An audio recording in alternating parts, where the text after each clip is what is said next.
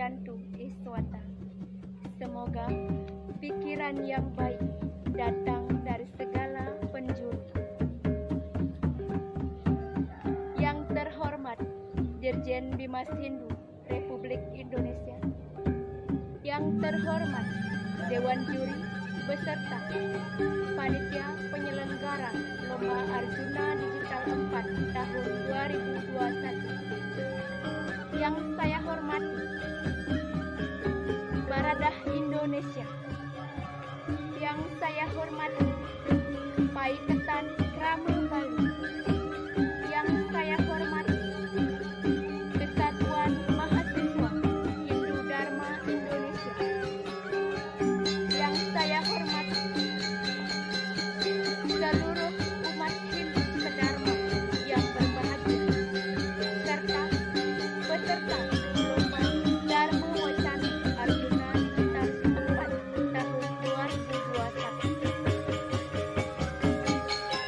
Rasa angayu bahagia saya haturkan kehadiran Ijo Samyo Buatu, karena atas berkat rahmat beliau saya bisa mengikuti Lomba Dharma Wacana Nasional Arjuna Digital 4 tahun 2021.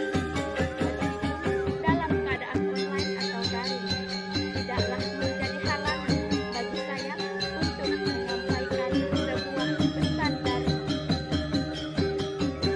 Pada kesempatan kali ini, izinkan saya memperkenalkan diri.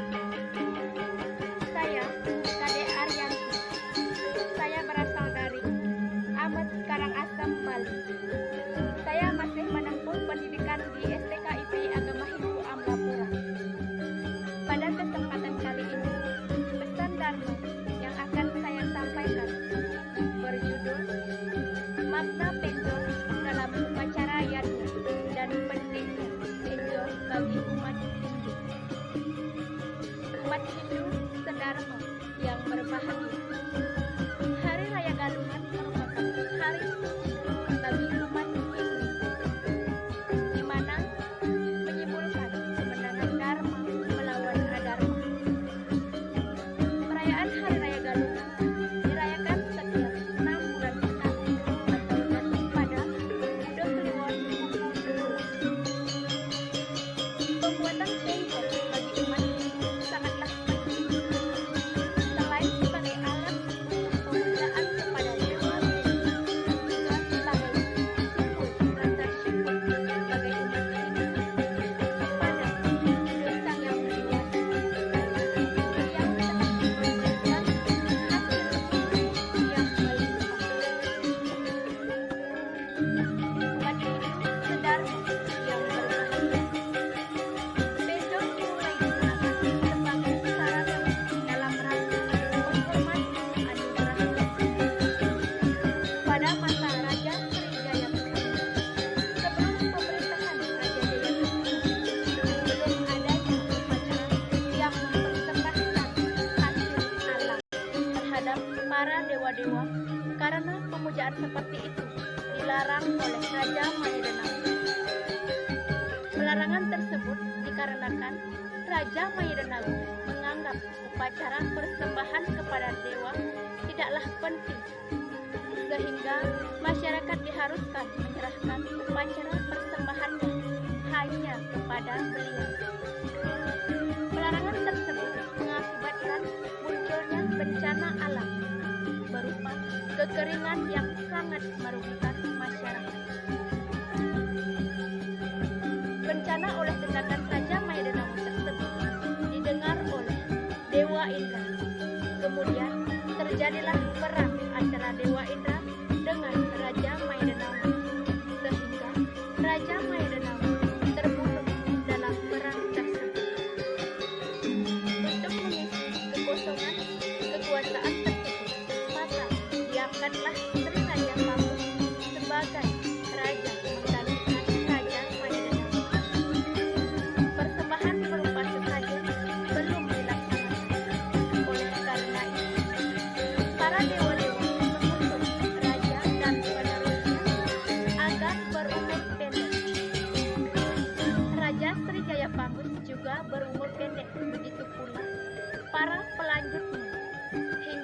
pada masa pemerintahan Raja Sriwijaya Kesuma. Pada masa pemerintahan Raja Sriwijaya Kesuma, banyak cara yang dilakukan agar raja dan penerusnya berumur panjang. Hingga pada akhirnya Sriwijaya Kesuma meminta pendapat kepada Empu Baradah agar ia bersemedi di Setra Gandamayu untuk memperoleh wahyu dari Dewi Durga. Petapaan tersebut menghasilkan petunjuk kepada Sriwijaya Kesuma agar melakukan persembahan ke seluruh tempat suci yang ada di Bali. Kemudian Sriwijaya Kesuma menciptakan simbol-simbol para dewa pada sebatang bambu yang dihiasi oleh hasil-hasil alam, dan simbol tersebut dikenal sebagai nama penjor. Ritual penjor selalu menggunakan tumbuhan tertentu untuk sesaji sebagai wujud persembahan bagi ide Sang Yang Widi Wasi. Tumbuhan tersebut berupa hasil bumi dan disusunlah pada sebatang bambu, lalu dihiasi oleh hasil bumi tersebut. Ciri khas penjor sehingga masyarakat Hindu terus berupaya untuk melestarikannya. Tumbuhan bambu khususnya sebagai lambang keselamatan dan kesejahteraan bagi umat Hindu. Perkembangan penjor dari masa Sriwijaya Kesuma pada saat ini sudah banyak mengalami perubahan bentuk, tapi tanpa mengurangi nilai-nilai filosofis dan nilai mistis yang hidup segar yang berbahaya. Untuk mencapai keseimbang dari segala faktor kehidupan seperti Sri sekarang, penduduk di Bali sudah tidak asing lagi dengan namanya penjor. Masyarakat di Bali mengenal dua jenis penjor, antara lain penjor sakral dan penjor biasa. Merupakan bagian dari upacara keagamaan, contohnya upacara galungan, siodalan guru-guru. Sedangkan pepenjoran atau penjor hiasan rata-rata dipergunakan dalam upacara, lomba desa, pesta seni, dan lain-lain. Pepenjoran atau penjor hiasan tidak berisi sanggah penjor, tak adanya pale bungkah atau pale galung, porosan, dan lain-lain. Jikalau penjor sakral yang dipergunakan pada saat hari raya galungan dan gunungan berisi sanggah penjor dan adanya pale bungkah dan pale galung.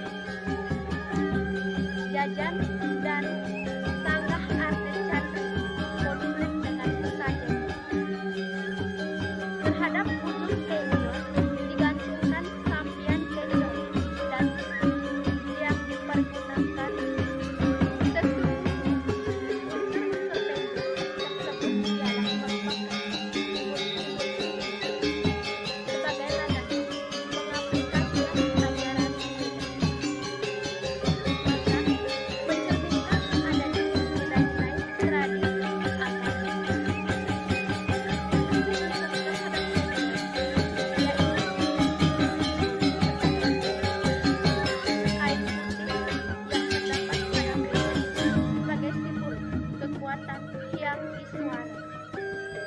Bambu sebagai simbol dari kekuatan Hyang Brahma. Kelapa sebagai simbol kekuatan Hyang sebagai simbol kekuatan Hyang Mahadewa. Dedaunan atau pelangi sebagai simbol Hyang kekuatan Hyang Sangkara. Pala bungkah, pala gantung sebagai simbol kekuatan Hyang Wisnu. Tebu sebagai simbol kekuatan Hyang Sambu. Sanggah Arda Candra sebagai simbol kekuatan Hyang Siwa. Upakara sebagai simbol kekuatan Hyang Sada Siwa. Beliaulah yang menciptakan alam ini beserta isi. Maka dari itu, kita sebagai umat manusia wajib memberikan persembahan, salah satunya dalam wujud tenjong